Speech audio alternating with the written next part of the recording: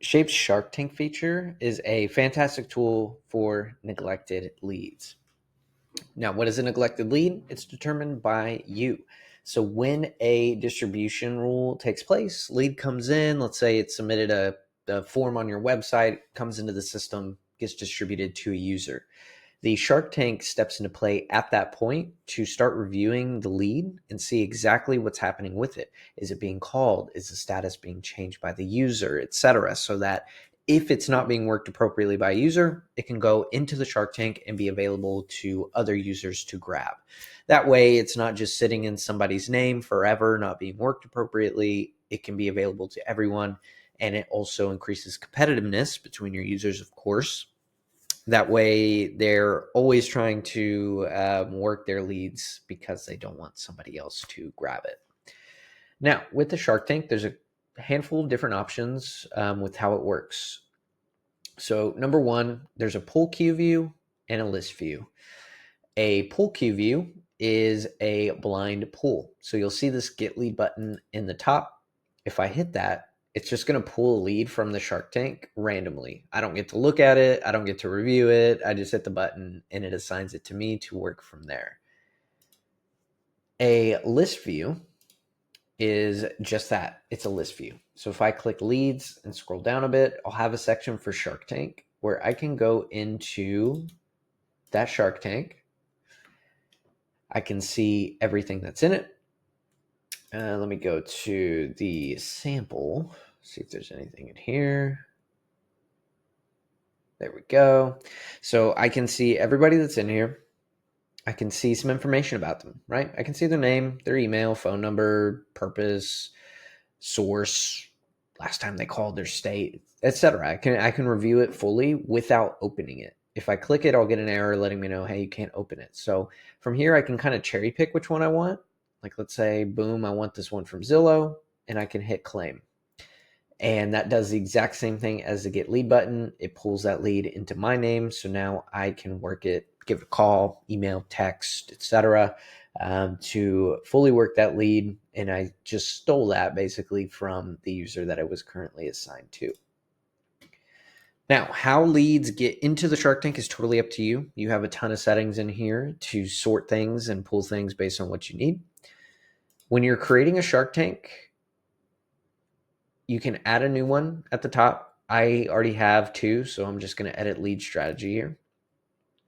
I have the option for pull queue, list view, or both. I can do both. It's not one or the other. If you want to have a button and a list view at the same time, you can. And I can sort it by whatever I want. If I want newest ones at the top, oldest ones at the bottom, most recent call attempt at the top, oldest call attempt at the bottom, I can sort that however I need to here. In this case, I'm going to leave it as last call attempt in an ascending order. Then I can set what record types. If I only want leads looked at for this rule, applications, loans, referral partners, or contacts.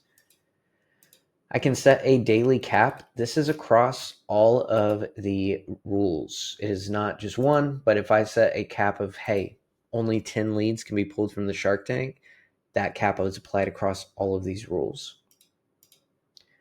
State licensing can also come into play here, especially for blind pulls. If I want to make sure that when a user clicks get lead, that it only pulls leads that is in their licensed state, depending on what industry in, you may have state licensing that comes into play, then I can make sure that this is toggled on. It's going to look at, in your profile, which states you have here in the state eligibility field. That way, if you're blind pulling, you're not pulling from states that you're just not licensed in and wasting, time and energy on pulling leads that you can't even work. Then, of course, you have visibility. Who can see the Shark Tank? You can set this to specific teams, departments, or users as well. When it comes down to visibility, just select one. If it's only the LOA department, that's fine. But if it needs to be like all users, select that. That way, you're not having conflicting information between who can see what. Then we can change status on assignment. Really great if you want to kick off a drip campaign as soon as the user pulls it. Super, super doable. Just set that status it can be like status assigned or status, claimed, something like that. That way you can prioritize, you can pull it into reporting, how many people pulled from the Shark Tank, or how long were they in a status before they were pulled, different things like that. It's a really great feature to be able to take a look at that. Then we have a couple toggles. So if we want to include unassigned records here, absolutely, we can do that. I would say the Shark Tank is most commonly used for assigned neglected records, but you can also just have records funneled in here that are not assigned to anybody and kind of keep it as like a lead pool that anybody can just hit get lead, and whether it's assigned or not, pull from it. Then we can use a run schedule. So if we want to only have the Shark Tank be available between certain hours on certain days, very doable as well. Then we can lock those columns. I always recommend doing this for Shark Tanks. But with the columns, it's the same thing that you will see on the list view. Let me actually click the sample because it has some data in it. But you'll see the different columns of status, name, email, phone. As a user, I can go in here and set whatever columns I want. But in the Shark Tank, I can lock those columns so that they can only see the pieces of data that I want them to see without them being able to pull anything else. Then we just add our rules. So all we've done so far is create a list, but now with the prioritized Shark Tank rules, we can tell the list what records should be included. In this case, I only have two, just new inquiries. So I can set the status to on or off. I can exclude certain statuses, include certain statuses, marketing channel types, sources, and tags as well. So just kind of an umbrella overview of what can be included on the Shark Tank rule. I would say the bread and butter of it is going to be down below in the field filters. So you can use these sliders and buttons to set different metrics based on the fields that you need. So right now I have their created date.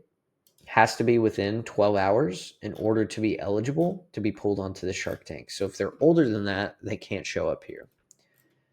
Then the last call attempt has to be not within 2 hours. So if they've been called in 2 hours, they can't show here.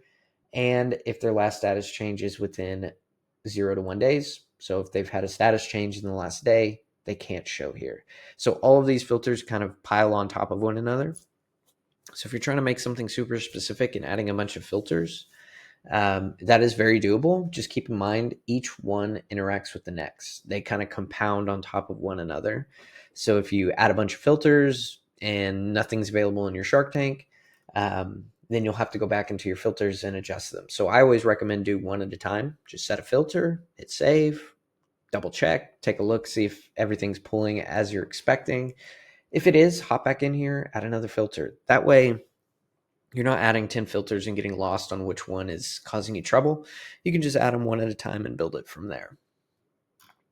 Hopefully this video helps on how the Shark Tank works, how to make adjustments, how to set it to a pull queue or a list view or both. If you have any questions on how the Shark Tank works, how to make it really fit what you're trying to do within your company, don't hesitate to reach out to help@setshape.com.